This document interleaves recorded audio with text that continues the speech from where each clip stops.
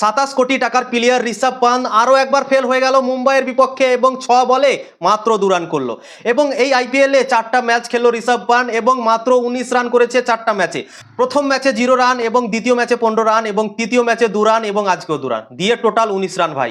এবং তার ওপর ভাই অনেক চাপ সৃষ্টি এখন হয়ে গেছে, সে কি করবে বুঝতে পারছে না, তার ব্যাট থেকে রানই আসছে না এবং সে আইপিএল 2025 সালে 4 নম্বরে ব্যাটিং করছে এবং সেই 4 নম্বরের পজিশনটা ভাই তার জন্য ঠিকঠাকভাবে যাচ্ছে না। তো ঋষভ পান্থ যদি ভাই একটা জায়গায় ব্যাটিং করে সে করতে পারবে, সেটা হচ্ছে ওপেনিং। ঋষভ পান্থ যদি চায় তো সে ওপেনিংয়ে ব্যাটিং করতে পারে, কেননা এডেন মার্করাম ওপেনিং করছে মিচেল মার্শের সাথে। যদি এডেন মার্করামকে 4 নম্বরে পাঠিয়ে দেয় এবং ঋষভ পান্থ তার জায়গায় ওপেন করে নেয়, তাহলে মিচেল মার্শ আর ঋষভ পান্থের মধ্যে লেফট রাইট কম্বিনেশন হয়ে যাবে এবং অসাধারণ হতে পারে ওপেনিং জুটি ঋষভ পান্থ আর মিচেল মার্শে। এবং এডেন মার্করাম মিডিলেও খেলে অভ্যেস আছে তার এবং সেখানেও সে অসাধারণ পারফরমেন্স করে রেখেছে।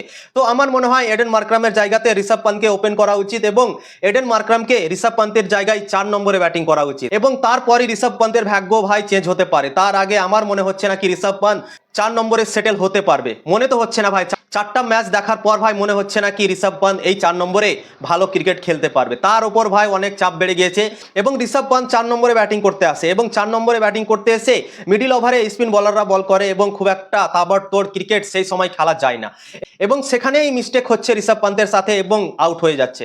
তাই জন্যই ঋষভ পান্থ যদি পাওয়ার প্লেতে ব্যাটিং করে এবং ফিল্ডিং রেস্ট্রিকশন যেটা আছে সেটাকে ইউজ করে তো ভাই তার জন্য ভালো হবে। তো ঋষভ পান্থকে এই জিনিসটা করতে হবে যদি সে ফর্মে আসে, তাহলে ঋষভ পান্থের ওপেনিং জায়গা আমার মনে হয় বেস্ট হবে লখনৌ সুপার জায়ান্টসের জন্য এবং মার্করামকে 4 নম্বরে পাঠিয়ে দিতে হবে। তো এটা করতে পারে লখনৌ সুপার জায়ান্টস ঋষভ পান্থ।